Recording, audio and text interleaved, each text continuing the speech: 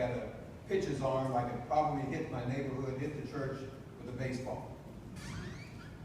One of the members of our congregation who also happened to be a neighbor, a man who had served in the military, who understood the importance of service and giving back, was my scoutmaster, Boy Scout, when I was growing up. He also recruited me to play Little League baseball. I was a little guy, probably 9, 10 years old. I don't know what made him thought I had the potential to be a baseball player, but he invited me, so I accepted the invitation. We were playing this game one weekend out behind what is now John Hopkins Middle School. Then it was 16th Street Junior High School. It was my time to come up to the plate to bat. So I walked up. The bat might have been longer than I was tall. I walked up to the plate. You tap the plate with the bat, and I turned around and looked up at the pitcher's mound, and here was this figure that looked like Paul Bunyan to me. Seemed tall as his heavens are high, and shoulders seemed as wide as an ocean, and you know how pitchers do. He leaned over like that, and he gave me this evil, mean look. And he said, I don't know what you're doing up here, but let me tell you, I'm going to hit you with this ball. I was probably already fearful being in that situation, but he convinced me. If intimidation is a part of baseball, especially pitching, trust me, he intimidated me. But he was serious, and he wanted to know, he wanted me to know, and he wanted the rest of the team to know that he meant just what he said.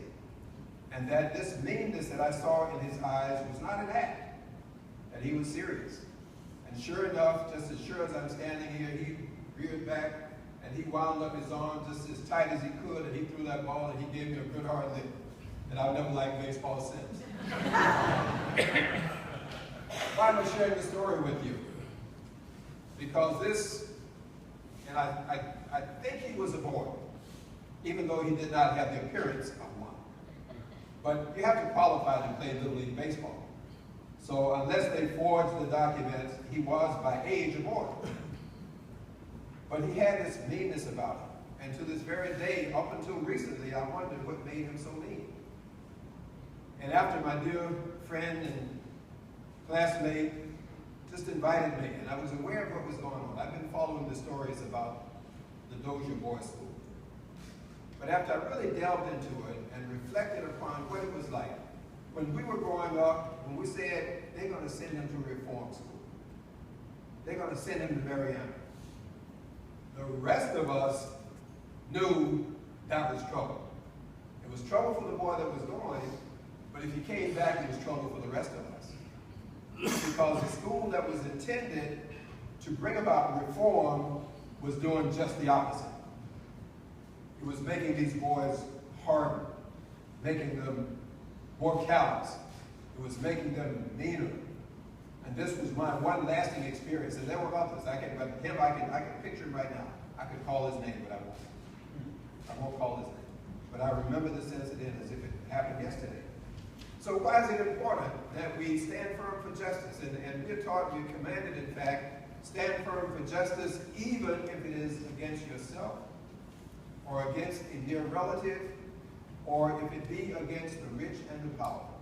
Stand firm for justice. Don't give up. Don't lose hope. Stand firm for justice. This facility was not some private place, something that somebody set up in the back room or the backyard of their house. This was a state-run facility. This was operated by the state. They were doing this in the name of the taxpayers, of citizens, you and I. So it is important, dear beloved people, that we say to the state, there must be accountability. There must be justice. Yes, there may be mercy and compassion, but after truth has been revealed. Where is our mercy and compassion? Is it not displaced if we have more compassion for the elderly or the sick? Oh, they're too old to stand trial, or they're too sick to be called to account, or it might hurt their families. What about the families of those children? What about the families of those boys?